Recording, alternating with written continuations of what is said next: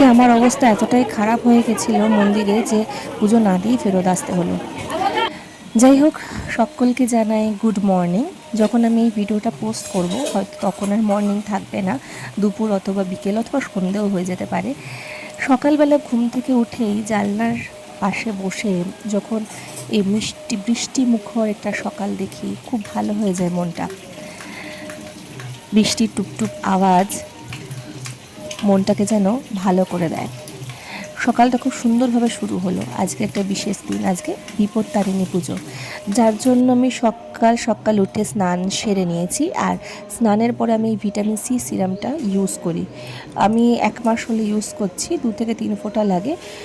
খুব ভালো, স্কিনটা খুব ভালো হয়। এবং সব কিছু সেরে আমি যেহেতু স্নান করে উঠে চুল আঁচড়াতে নেই বা সিঁদুর পরতে নেই, যার জন্য আমি আগে পুজোর কাজগুলো করে নিলাম। বিপত্তারিণী পুজো যেহেতু তাই 13খানা সুতো, 13টা দূর্বা সব একসঙ্গে করে অনেকগুলো তাগা একসাথে বেঁধে নিলাম। বেঁধে নেওয়ার পরে আমি দেখো রেডি হয়ে গেছি, শাড়ি পরে সেজে গুজে রেডি হয়ে গেছি মন্দিরে যাব বলে।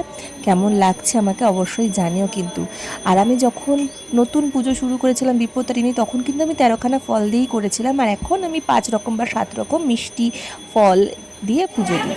আর সেই হচ্ছে এই অবস্থা, দেখো এত পেছনে যে মারামারি ধাক্কাধাক্কি করে পুজো করতে হয়েছে, কিন্তু পুজোটা দিয়েই এসেছি। তারপর মায়ের তো কোনো ফটো তুলতে পারিনি বা ভিডিও করতে পারিনি, এত ভিড়ের জন্য তোমরা দেখতেই পেলে। তাতে কি হয়েছে, মহাদেবের তো করতে পেরেছি।